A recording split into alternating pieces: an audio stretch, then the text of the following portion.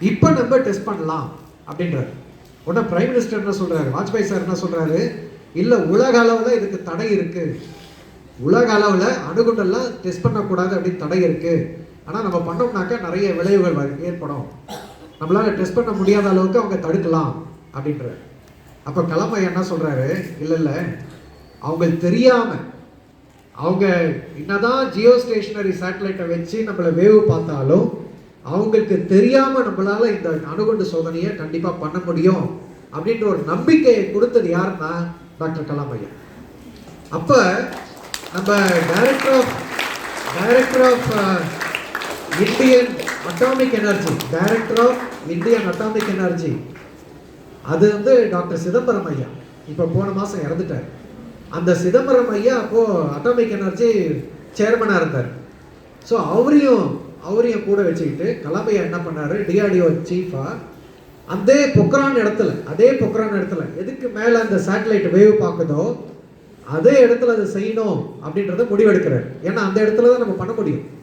அது வந்து under ground nuclear டெஸ்ட்னாக்கா ரொம்ப ஆழமா பல ஆயிரம் அடிகள் ஆழமா தோண்டி அது உள்ள அந்த பிளாஸ்ட் பண்ண வேண்டிய ஒரு டெஸ்ட். அது கலாம் ஐயா என்ன பண்றாரு, அவன் இந்த அமெரிக்காக்காரனுடைய சேட்டலைட்ல எந்த மாதிரி பிக்சர் வருது அதை நான் பார்க்கணும் அப்படின்னு சொல்லி என்ன பண்றாரு, நம்ம ஐஎஸ்ஆர்ஓடைய கம்யூனிகேஷன் சேட்டலைட் அதை வச்சு அதே பொக்ரானுக்கு மேல பிக்சர் எடுக்க சொல்றாரு, போட்டோ எடுக்க சொல்றாரு.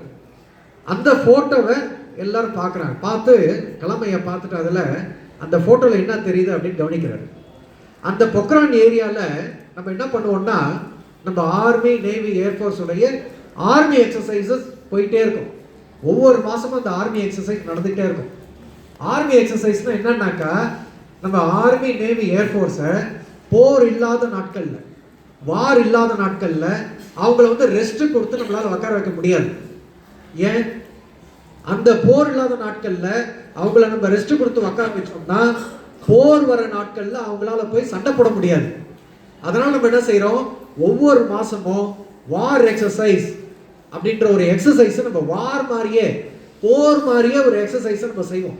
நம்ம ரெஜிமெண்ட்டை யூஸ் பண்ணி அதுல ஒரு ரெஜிமெண்ட் வந்து எனிமி ரெஜிமெண்ட் ஆகும், ஒரு ரெஜிமெண்ட் வந்து டிஃபென்சிவ் ரெஜிமெண்ட் ஆகும் செயல்பட்டு ஒரு வார்ல எப்படி நடக்குமோ அதே மாதிரி சண்டை ஒரு எக்ஸசைஸ் அவங்க பண்ணுவாங்க, போர் எக்ஸசைஸ். இதுல வந்து எக்ஸ்ப்ளோசிவ் ஃபயர் பண்ண மாட்டாங்க, லேசர் ஃபயர் பண்ணுவாங்க, ப்ரொஜெக்டைல்ஸ் ஃபயர் பண்ணுவாங்க, எக்ஸ்ப்ளோசிவ் இல்லாம. இந்த எக்ஸசைஸ் அந்த ஏரியாவில் மாசம் நடந்துகிட்டே இருக்கும். இந்த பிக்சர்ல அவர் பார்க்குறாரு, மேல இருந்து எடுத்த பிக்சர்ல அந்த எக்ஸசைஸ் பிக்சர்ஸ் நிறைய தெரியுது. நாங்கெல்லாம் அந்த எக்ஸசைஸ் போனோம்னாக்கா அங்க எங்க தங்குவோம், டென்ட்டுகளில் தங்குவோம்.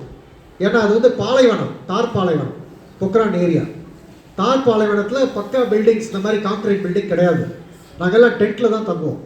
அதனால் கலாம் ஐயா நல்ல ஐடியா பண்ணார். என்ன பண்ணாருன்னா, பிக்சர்ஸை பார்த்துட்டு அந்த வார் எக்ஸசைஸை கண்டினியூ பண்ண சொல்லிட்டு அந்த வார் எக்ஸசைஸ்லாம் நடக்கிற அந்த நேரத்திலேயே 6 மாதத்துக்கும் மேலே அங்கே எக்யூப்மெண்ட்லாம் எடுத்துகிட்டு போயிட்டு இந்த அண்டர் கிரவுண்டுக்கு ட்ரில்லிங் ஆரம்பிச்சிட்டாங்க. அண்டர் கிரவுண்ட் ட்ரில்லிங் எப்படின்னாக்கா, நைட்டு மட்டும் அந்த ட்ரில்லிங் நடக்கும், டே டைமில் நடக்காது. மேலே ஒரு டென்ட் மாதிரி போட்டுட்டு அந்த டென்ட்டுக்குள்ளே அண்டர் கிரவுண்ட் ட்ரில்லிங் நடக்கும்.